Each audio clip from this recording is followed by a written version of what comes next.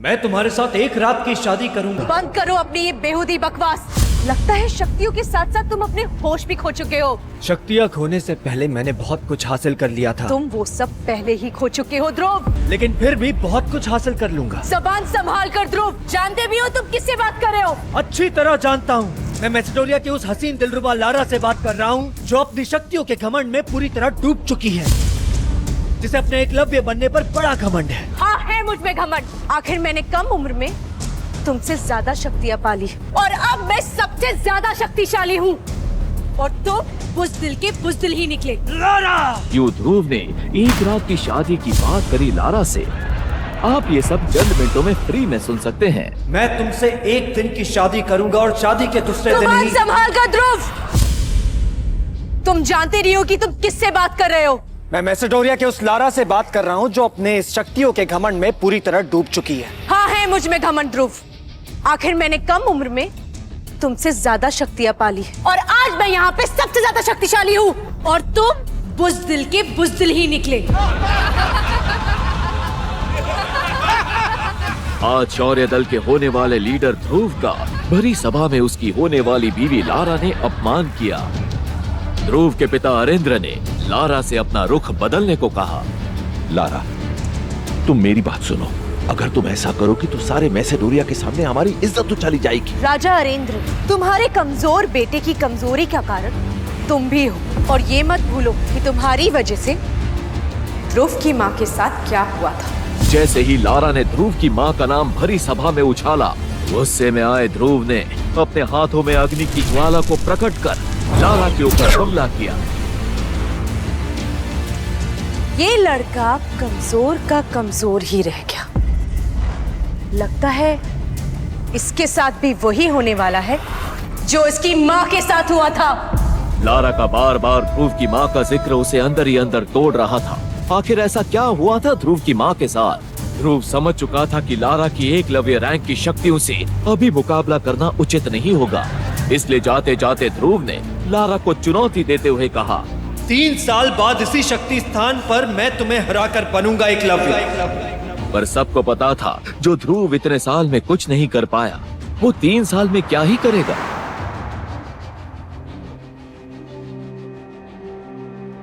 ध्रुव मैसेडोनिया की उस जगह जा पहुंचा जहां उसकी माँ की समाधि बनी हुई थी। माँ, कहाँ हैं आप?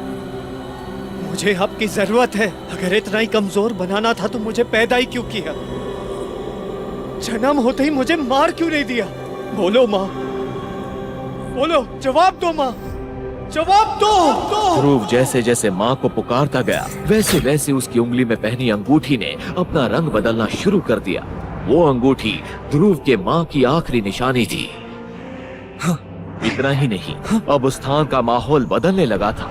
बिजलियों ने अपना रौद्र रूप धारण कर लिया था। कई कब्रों से हंसने की आवाजें आ रही थी, मानो वो ध्रुव को कमजोर कहकर पुकार रही हैं। ध्रुव की माँ की कब्र से धुआं निकलने लगा था।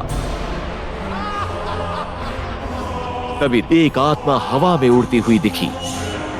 वो आत्मा एक बूढ़े इंसान की थी। डरावनी आंखें, लंबे बाल, सफेद कफन जैसे कपड़े। ध्रुव सामने का नजारा देख पूरी तरह डर गया। देखो, मेरे करीब मत आना वरना मैं तुम्हें मार दूंगा।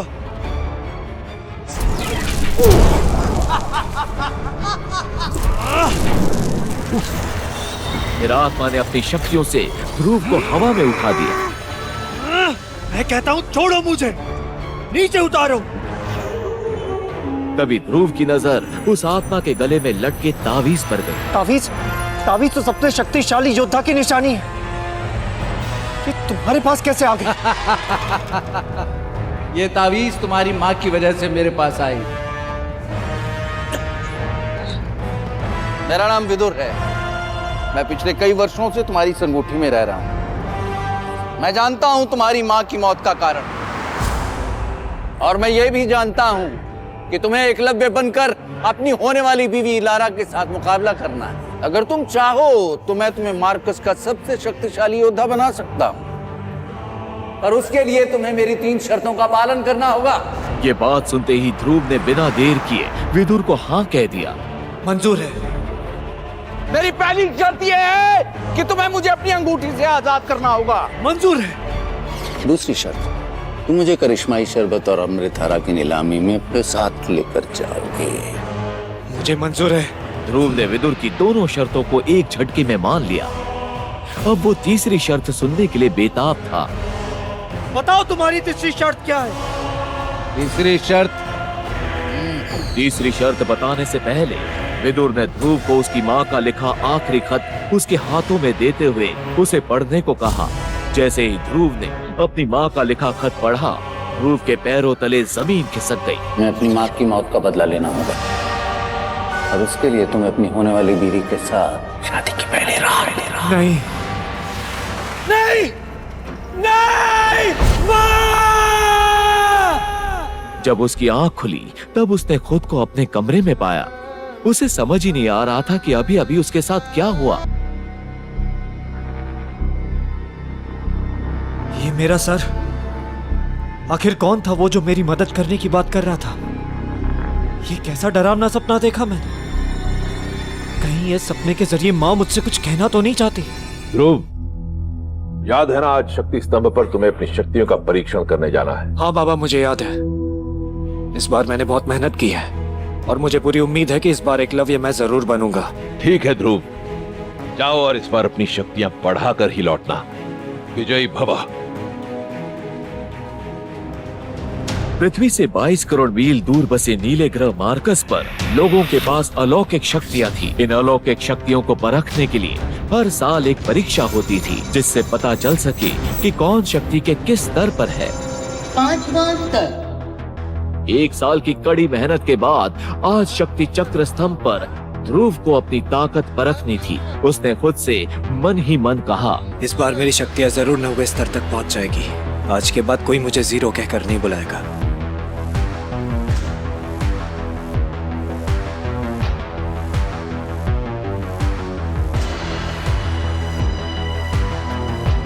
आज मेरे बाबा को मुझ पर जरूर गर्व होगा।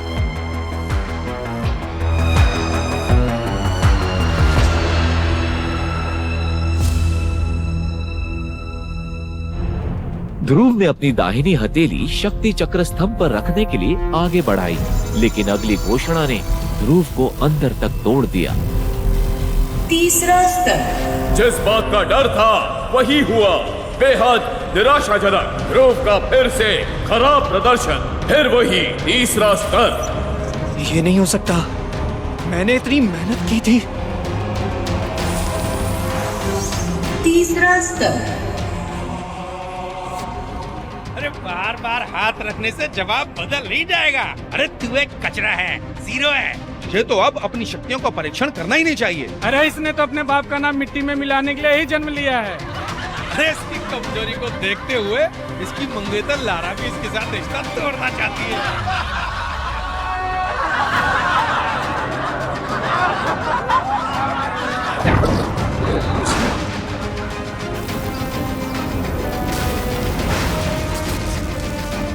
क्या तुम सब भूल गए कि ध्रुव कौन है? ध्रुव के लिए भीड़ से लड़ने वाली ये लड़की ईरा थी, जो ध्रुव की बचपन की दोस्त थी। 9वां स्तर। ईरा 9वें स्तर पर थी और बेहद शक्तिशाली थी। कभी वो ध्रुव के साथ ही अभ्यास किया करती थी। उसके 9वें स्तर पर पहुंचना भी एक बड़ा राज था। ये वही लड़का है जो सिर्फ 15 साल की उम्र में ही 10वें स्तर पर पहुंच एकलव्य बना था, जो बहुत ही कम उम्र से ही अभ्यास कर रहा है। ऐसा मेसोडोरिया तो क्या पूरे मार्कस ग्रह के 10,000 साल के इतिहास में कोई नहीं कर पाए। और तुम सब उसका मजाक उड़ा रहे हो। याद रखना, एक बार फिर ध्रुव उसी स्तर पर पहुंचेगा तब तुम लोग पछताओगे। हीरा, जाने दो ना, गलती मेरी है। मैं ये कमजोर और असफल आदमी। ये कहते हुए ध्रुव मैदान से सिर झुकाकर निकला और सीधा अपनी माँ की समाधि पर पहुंच गया और उनसे बातें करने लगा। आखिर क्यों मुझे अब अकेले छोड़ के चली गई माँ? आखिर क्यों वो हर चीज मुझसे दूर चली जाती जिससे मैं सबसे ज्यादा प्यार करता हूँ? अब तो मेरी शक्तियाँ भी मुझसे दूर चली गई है। अगर मैं ऐसे अपने सितारों को खोता रहा तो बाबा की इज्जत मिट्टी में मिल जाएगी। जवाब दो माँ, जवाब दो।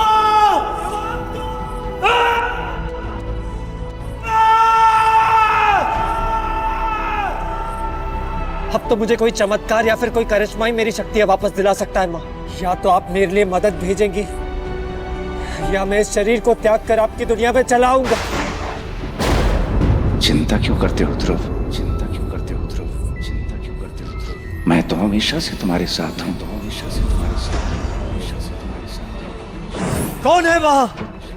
कौन मुझसे बात कर रहा है? मुझे इधर उधर ढूंढना बंद करो ध्रुव, इधर उधर ढूंढना बंद करो। मैं तो तुम्हारी अंगूठी में हूँ, मैं तो तुम्हारी अंगूठी में, मैं तो तुम्हारी अंगूठी में। इतना सुनते ही उसने अपने सीधे हाथ की एक उंगली में काले पत्थर से बनी उस अंगूठी की तरफ देखा। ये अंगूठी ध्रुव को उसकी माँ का दिया हुआ आखिरी तोहफा था।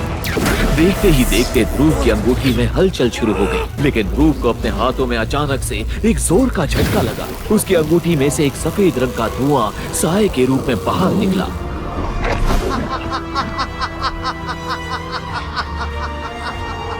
कौन हो तुम?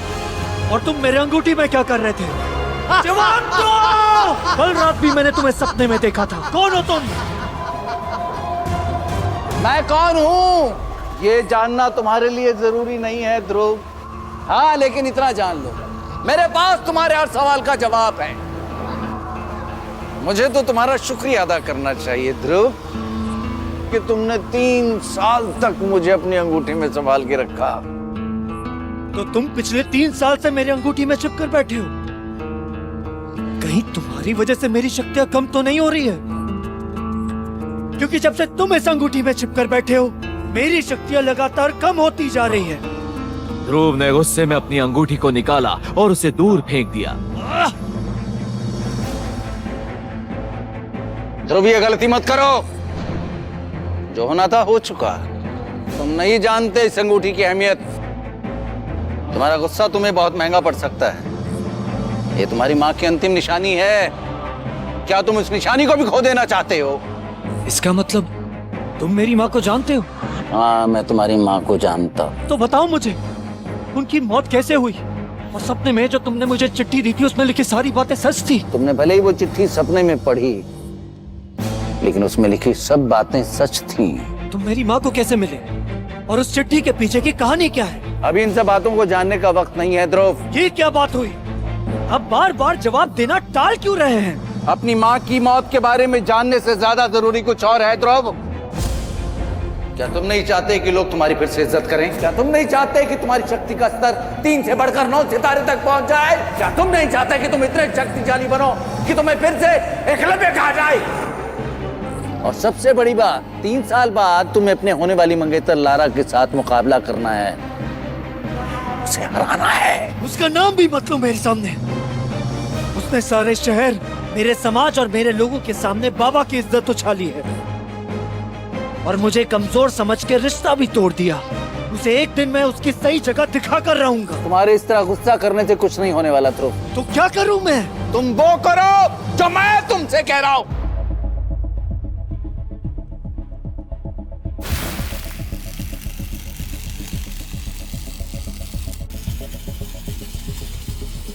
सबसे पहले तुम इस अंगूठी को पहनकर मुझे अपनी जिंदगी में शामिल करो। फिर देखो मैं कैसे तुम्हारी जिंदगी बदल दूंगा। मैं तुम्हें इतना शक्तिशाली बना दूंगा कि तुम आने वाली हर मुसीबत का सामना हिम्मत से कर पाओगे। डरो मत, इस बार मैं तुम्हारी शक्तियों को नहीं लूंगा। बहुत अच्छे ध्रुव। मैं तुम्हें इस तरह से अभ्यास कराऊंगा कि तुम्हारी शक्तियां बढ़ती चली जाएंगी और 1 साल के भीतर ही तुम लारा का मुकाबला करने के लिए तैयार हो जाओगे। तो फिर ठीक है, आप जल्द से जल्द मेरा अभ्यास शुरू करवाइए। वैसे मैं आपको क्या कहकर पुकार सकता हूँ? मेरा नाम विदुर है। तुम चाहो तो मुझे आचार्य कह सकते हो।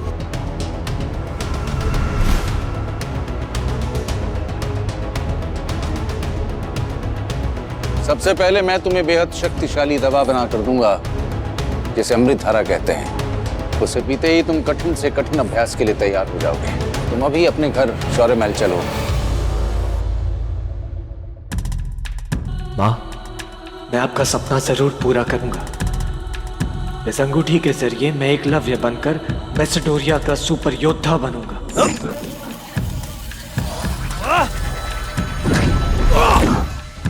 ये आप क्या कर रहे हैं आचार्य?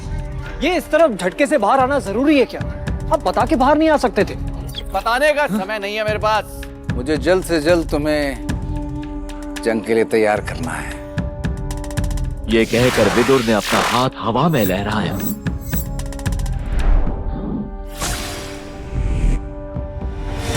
ये लो, ये अमृत धारा है। इसे पीकर तुम जल्द से जल्द अभ्यास के लिए तैयार हो जाओगे। कहीं ये मुझसे कोई छल तो नहीं कर रहा? क्या इसे सचमुच माँ ने भेजा है?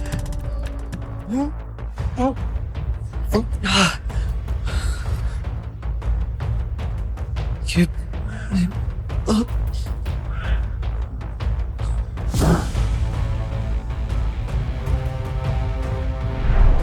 क्या सच में विदुर ध्रुव को एकलव्य बनाकर मैसेडोरिया का सुपर योद्धा बनाना चाहता है, या फिर उसके मन में कुछ ऐसा था जिससे मासूम ध्रुव अनजान है? अगली सुबह जब ध्रुव उठा तो उसने अपने अंदर एक अलग ही तरह की ऊर्जा महसूस की।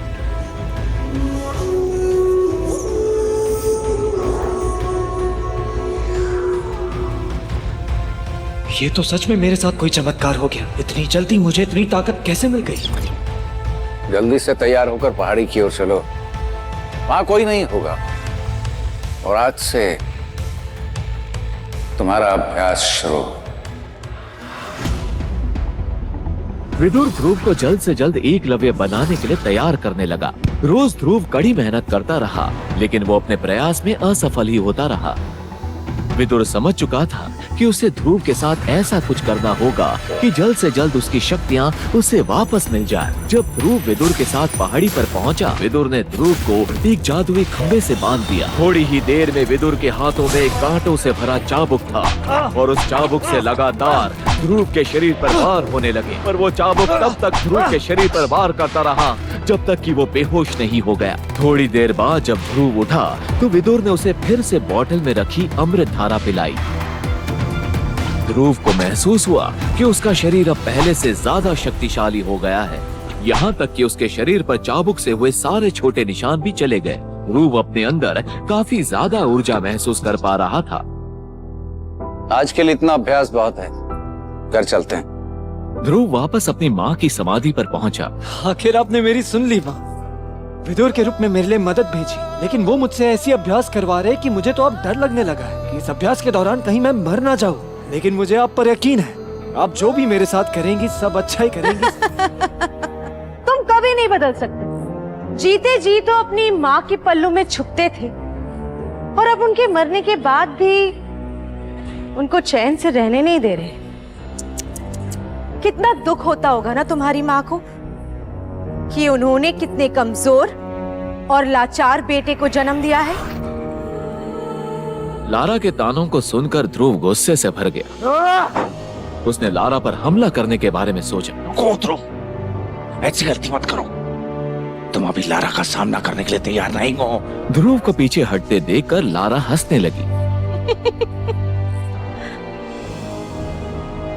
क्या हो गया ध्रुव? क्या तुम्हें डर लग रहा है कि अगर जोश में होश गवा बैठोगे तो कहीं बाद में पछताना ना पड़े?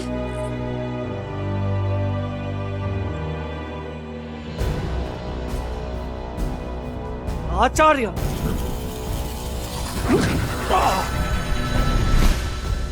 क्यों रोका आपने मुझे? अगर आज मेरी जान चली भी जाती तो भी मैं लारा को सबक सिखा कर ही रहता। ये गुस्सा करने का वक्त नहीं है ध्रुव। सही वक्त आने पर पहला वार तुम ही करोगे, लेकिन तब वक्त भी तुम्हारा होगा, जगह भी तुम्हारी होगी और फैसला भी तुम ही करोगे।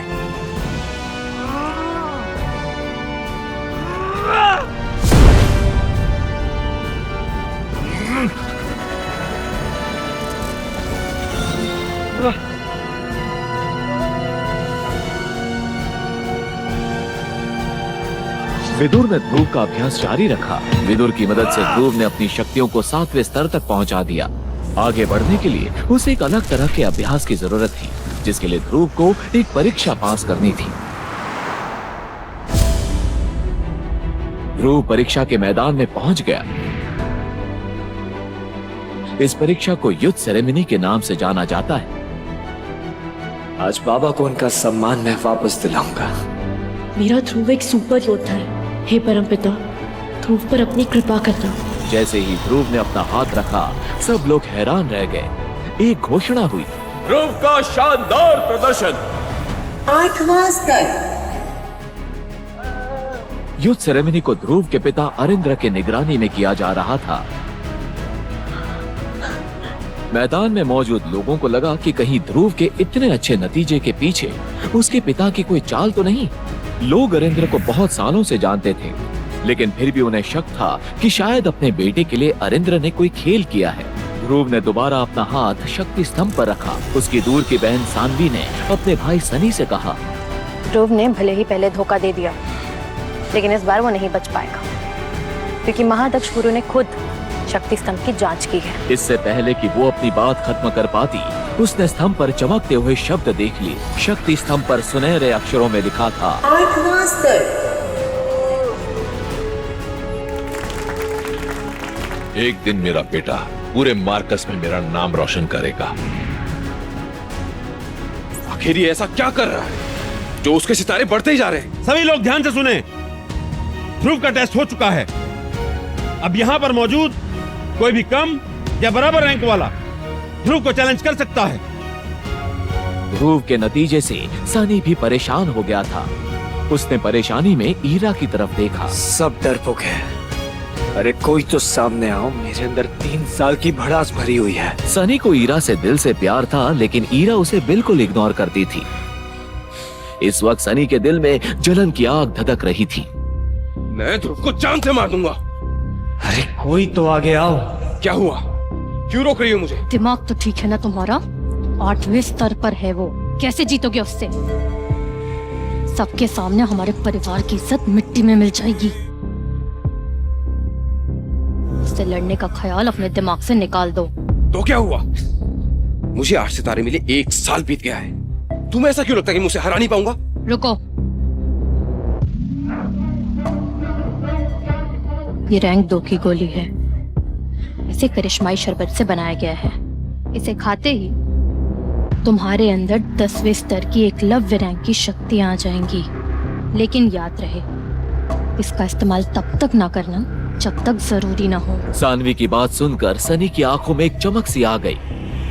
इस गोली की मदद से मैं ध्रुव को उसके असली औकात दिखा दूंगा। जिंदा दफन कर दूंगा मैं उसे।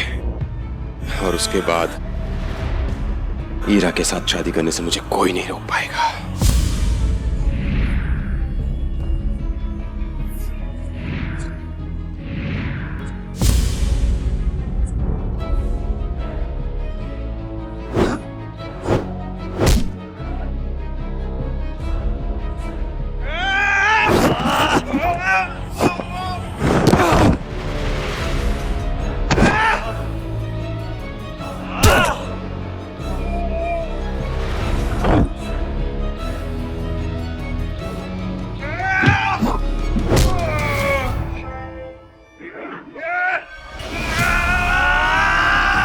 सनी और ध्रुव आमने सामने थे, और जैसे ही दोनों के हाथ एक दूसरे से टकराए, मैदान में एक तेज धमाका हुआ।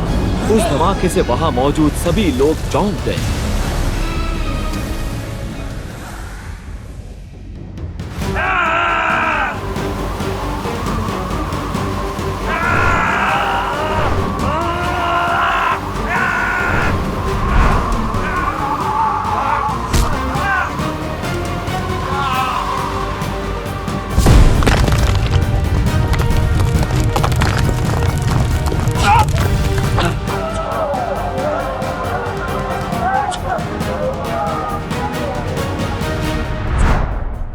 तुम हार गए सनी।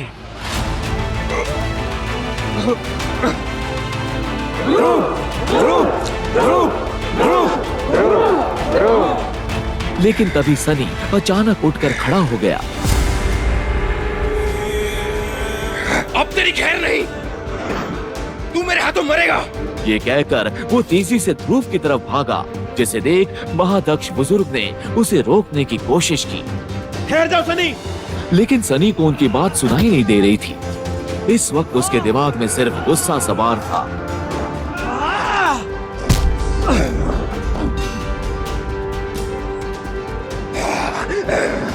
ये सनी अचानक इतना शक्तिशाली कैसे हो गया? कहीं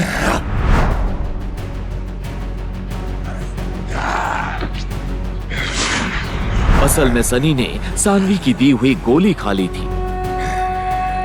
सनी का भयानक रौद्र रूप देख तजुर्बेकार लोगों ने अंदाजा लगा लिया था कि उसके अंदर अचानक से एकलव्य रैंक जैसी ताकत आ गई है। अरिंद्र समझ गया था कि ये कमाल गोली का ही था। इसने एक करिश्माई गोली खाई है। सनी एक धोखेबाज है। अगर मेरे बेटे को कुछ हुआ तो मैं तुम्हारे पोते के साथ साथ पूरे शौर्य दल का सर्वनाश कर दूंगा। ठहर जाओ सनी।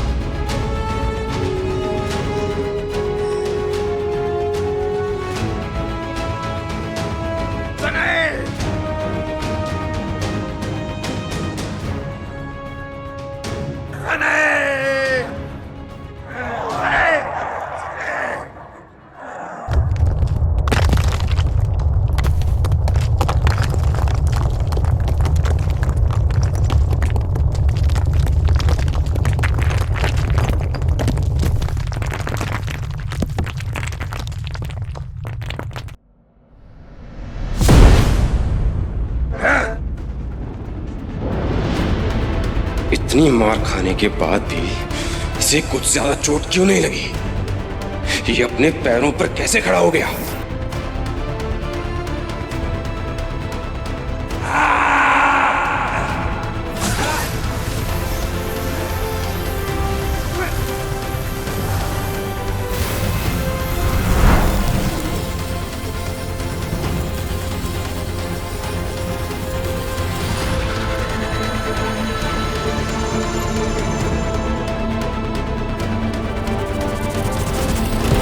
गुस्से में अपनी पंच महाशक्तियों को इकट्ठा कर सनी पर एक बार फिर जोर से हमला किया।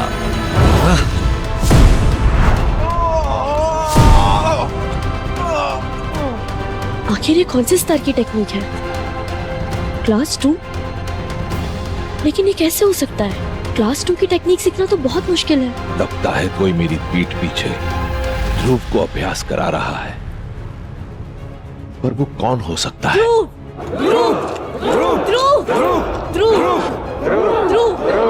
कहीं वो ईरा तो नहीं जो ध्रुव को अभ्यास करा रही है? लेकिन अरिंद्र ये बिल्कुल नहीं जानते थे कि सच उनकी आंखों से बहुत दूर एक छोटी सी अंगूठी में छुपा हुआ है। सनी! सनी! सनी! रुको ध्रुव, तुम अपने ही भाई को इतनी बेरहमी से कैसे मार सकते हो? अरे भाई का रिश्ता तो उसने तभी खत्म कर दिया था जब उसने चैलेंज के कानून तोड़े। तुम्हें क्या लगता है यहाँ पर किसी ने नहीं देखा उसने क्या किया? एक बार हारने के बाद इसने करिश्माई गोली खाई जिसकी वजह से इसकी ताकत इतनी बढ़ गई। और एक बात बताना सानवी, उसकी जगह अगर मैं जमीन पर पड़ा होता तो क्या तुम उस पर भी इतना ही गुस्सा करती? एक बार बहन की नजरों से नहीं, शौर्य दल के सदस्य की नजरों से देखो, अब फिर बताओ कि गलती किसकी थी? मैं सिर्फ इतना जानती हूँ कि मेरा भाई जख्मी है और इसलिए मैं तुमसे मुकाबला करना चाहती हूँ। अगर तुम्हारे अंदर हिम्मत है तो मेरी चुनौती स्वीकार करो। मुझे अपनी हिम्मत साबित करने के लिए एकलव्य रैंक की 3 सितारों वाली योद्धा सानवी से लड़ना होगा। शायद इसका नतीजा मेरी हार ही हो। क्या हुआ? एक लड़की से डर गए? मैसेडोनिया का शिरोमणि एक लड़की से डर गया। अगर तुम्हारे अंदर हिम्मत है तो मेरी चुनौती स्वीकार करो और लड़ो मुझसे। ध्रुव को साफ साफ समझ आ रहा था कि सानवी उसे उकसाने की कोशिश कर रही है, लेकिन अब बात उसकी इज्जत की थी। रुक जाओ ध्रुव। सानवी, तुम देख रही हो कि ध्रुव इतना थक चुका है, फिर भी उसे चैलेंज कर रही हो। ये तो थके आदमी का फायदा उठाना हुआ ना। क्यों ना मेरे साथ 2-2 हाथ हो जाए? तुम्हें यहाँ आने की क्या जरूरत थी हीरा? एक तो तुम ध्रुव से उम्र में भी बड़ी हो, ऊपर से अभ्यास के लिए एकेडमी भी गई हो। अगर तुम्हें हारने का इतना ही शौक है तो मुझे तुम्हें हराकर बहुत खुशी मिलेगी। ध्रुव, कब तक लड़कियों के पीछे छुपते रहोगे? सानवी, बस करो। तुम्हें किसी को भी चुनौती देने का अधिकार नहीं है। अगर तुम इसी तरह से यूथ सेरेमनी में अड़चन डालती रहोगी तो तुम्हें नियम के मुताबिक 1 महीने के लिए घर में कैद कर दिया जाएगा। तुम्हें देख लूंगी ध्रुव, याद रखना। सनी ने चुनौती के दौरान करिश्माई गोली खाकर फरेब किया है, नियमों का उल्लंघन किया है, इसलिए अगले 3 महीने तक उसे घर में कैद करने का हुक्म दिया जाता है। और अब ध्रुव को इस चुनौती का विजेता घोषित किया जाता है। ध्रुव, आज तो तुमने कमाल ही कर दिया। तुम्हें देखकर सब लोगों का मुंह खुला का खुला ही रह गया था। तुम तो बड़े छुपे रुस्तम निकले। बताया नहीं कहां से सीखी इतनी अच्छी टेक्निक। छुपाने के बारे में तुम कुछ ना ही बोलो हीरा, मुझसे कई ज्यादा राज तो तुम्हारे पास है। युद्ध सेरेमनी के खत्म हो जाने के बाद ध्रुव से मिलने उसके पिता अरिंद्र आए। उन्होंने देखा कि ध्रुव आराम से कमरे में सो रहा है। अपने बेटे को इस हालत में देखकर अरिंद्र ध्रुव के पास आकर बैठ गए। मैं जानता हूं सनी ने आज तुम्हारे साथ धोखा किया है। लेटे रहो। ये दुनिया ऐसे ही धोखेबाजों से भरी हुई है बेटा। तुम अपनी मां की मौत का राज ढूंढने की जो कोशिश कर रहे हो, आज मैं तुम्हें उसका भी सच बताता हूं। अरिंद्र ने ध्रुव को याद करवाया कि इससे भी बड़ी धोखेबाजी ध्रुव और अरिंद्र के साथ अरिंद्र के ही भाई ने की थी। उस दिन अरिंद्र जैसे ही अपने महल में पहुंचे, उन्हें विश्वास ही नहीं हुआ कि उनका भाई, जिसे उन्होंने शौर्य दल का सेनापति बनाया था, वो उनकी राजगद्दी पर बैठा हुआ था।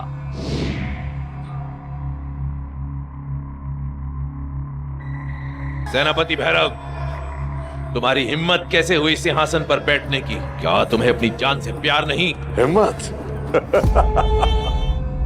हिम्मत तो तूने दिखाई थी, छोटा भाई होने के बावजूद सिंहासन पर बैठने की। अब ये साम्राज्य भी मेरा, ये सेना, ये लोग भी मेरे, और ये सिंहासन भी मेरा। अब तुम राजा नहीं, मेरे गुलाम हो। भैरव, बकवास बंद कर भैरव। इन मुट्ठी भर सैनिकों के बल पर तू कुछ भी बोले जा रहा है। महारानी माधवी कहाँ है? कौन महारानी? उसे तो मैंने मौत की नींद सुला दिया है। पूरा साम्राज्य खोज लो, कहाँ है तुम्हारी महारानी? भैरव, तेरे जैसा आदमी महारानी माधवी की धूल के बराबर भी नहीं है। तू सदमे में है, इसलिए भरोसा नहीं कर पा रहा है कि तुम्हारी महारानी की सांसें अब थम गई है। भैरव, तू चाहे जितनी भी साजिशें रच ले, ये बात तू भी अच्छी तरह से जानता है कि तुझे यह सिंहासन धोखे से मिला है। मैं तुझे अभी यहां से उठाकर फेंकता हूं।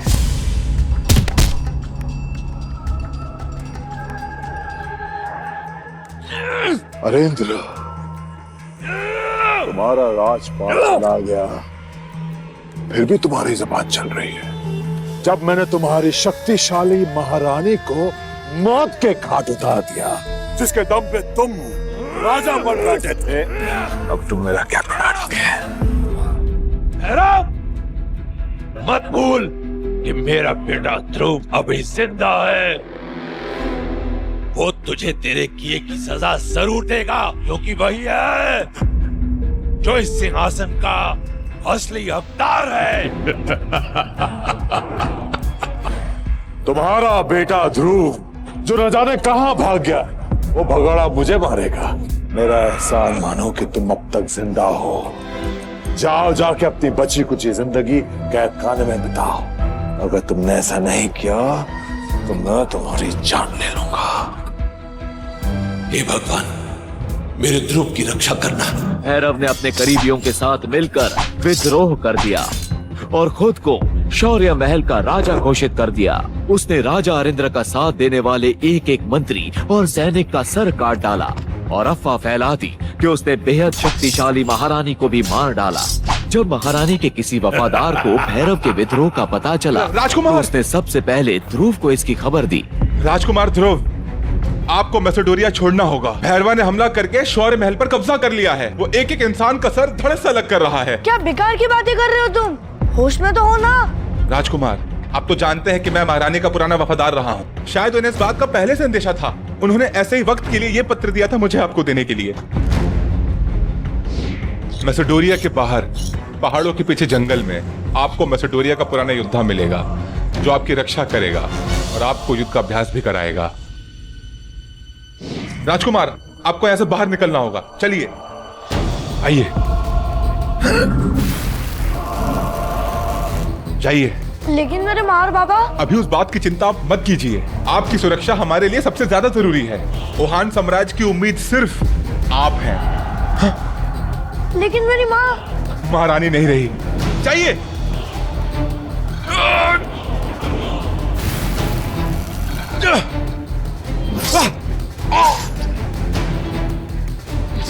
ना चाहते हुए भी बच्चे ध्रुव को अपना शहर मैसेडोरिया छोड़ना पड़ा। भैरव, अब मैं जल्दी तेरा काल बनकर लौटूंगा। हान साम्राज्य के लोगों, कान खोल के सुन लो। अब मैं ही तुम्हारा राजा हूं और मैं ही तुम्हारा भगवान। भैरवा से सिर्फ एक ही इंसान तुम सबको बचा सकता है और वो है खुद भैरवा। महारानी का कटा हुआ सिर बीच बाजार में एक जीते हुए इनाम की तरह लटका दिया गया। लोग परेशान थे कि आखिर कौन उन्हें भैरव के आतंक से बचाएगा। उधर ध्रुव जंगल में दिन रात अभ्यास करके खुद को फौलाद जैसा मजबूत बना रहा था।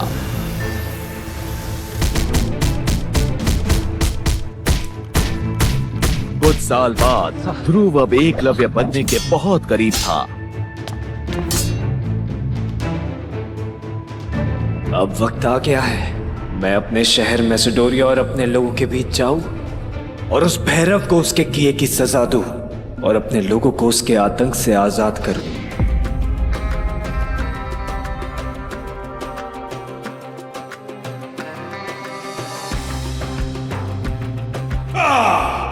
तब उसी रात सही मौका देख ध्रुव खुफिया रास्ते से महल में दाखिल हो गया। जश्न के नशे में धुत सिपाहियों को मारता हुआ ध्रुव भैरव के कमरे तक जा पहुंचा।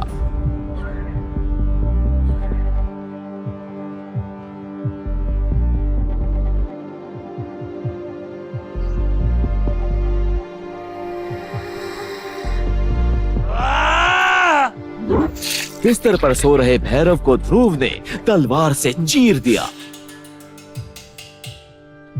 अगले ही पल ध्रुव के हाथ पर एक तलवार से वार हुआ।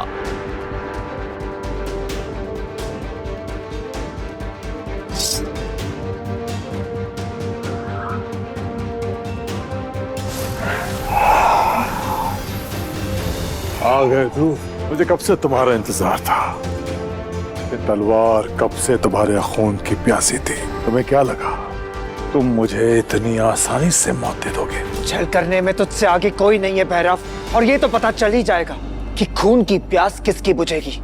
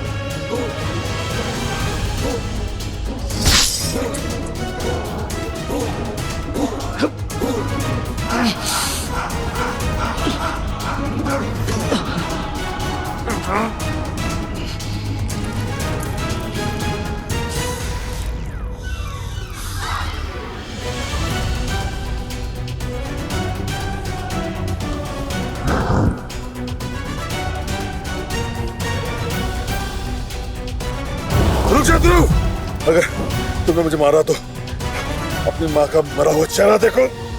4 साल पहले तूने जो मेरी माँ के साथ किया था सबको याद है। आज मैं भी तेरा वही हाल करूंगा। भैरव ने मरते मरते एक जादुई पक्षी को उड़ने का इशारा किया। वो पक्षी अपने साथ एक चिट्ठी लेके वहां से उड़ गया। साथ ही भैरव ने अपनी तलवार से ध्रुव पर वार कर दिया, जिससे ध्रुव को तो कुछ नहीं हुआ, पर तलवार पे लगा हुआ जहर ध्रुव के शरीर में चला गया और ध्रुव की शक्तियों का स्तर नीचे आ गया। पल भर में ध्रुव भी खुद को बेहद कमजोर महसूस करने लगा।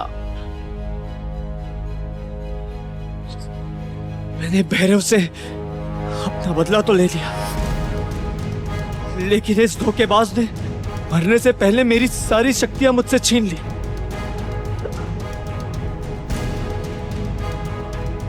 माँ, क्या मेरी माँ जिंदा है? मुझे जल्द से उस पक्षी का पीछा करना पड़ेगा। ध्रुव भागते हुए कैद खाने की ओर बढ़ा, जहां से उसने भैरव के पक्षी को वापस आते हुए देखा था। वाह!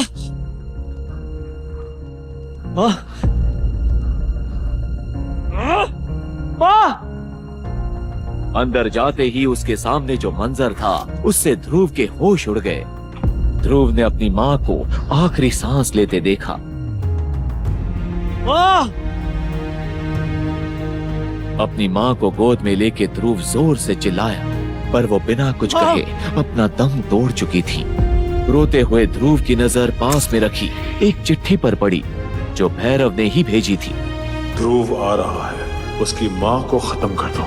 अगर मैं जिंदा ना भी रहा तो याद रखना कि मैं आपकी सेवा में आखिरी दम तक लड़ा, आपका भैरव। ध्रुव अभी उस चिट्ठी को पढ़ ही रहा था कि अचानक ध्रुव ने देखा कि उसकी माँ की अंगूठी रंग बदल रही है।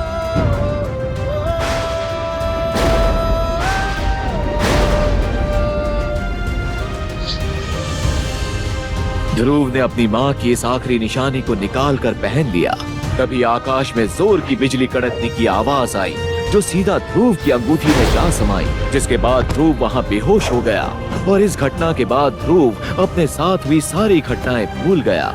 क्या आज ध्रुव इस खतरे से अनजान है कि उसके राज दरबार में भैरव से भी शक्तिशाली इंसान है, और उसकी चिट्ठी मिलते ही उसने ध्रुव की माँ को मार डाला।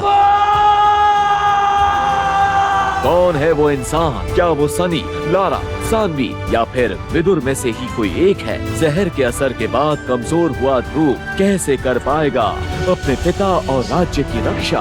आसमान से गिरी बिजली क्यों ध्रुव की अंगूठी में जा समाई? कैसे अपनी ताकत को वापस ला पाएगा ध्रुव? आखिर ध्रुव की माँ ने विदुर की तरफ से उसको भेजी चिट्ठी में क्या लिखा था? 1 साल बाद ध्रुव और लारा के बीच होने वाले मुकाबले का क्या होगा अंजाम? विदुर की मदद से अब आगे और क्या चमत्कार करेगा ध्रुव? आगे की कहानी जानने के लिए देखिए अगला एपिसोड सिर्फ पॉकेट एफएम के यूट्यूब चैनल पर। और सुपर योद्धा के सारे एपिसोड्स को सुनने के लिए डिस्क्रिप्शन में दी लिंक से डाउनलोड करें पॉकेट एफएम ऐप।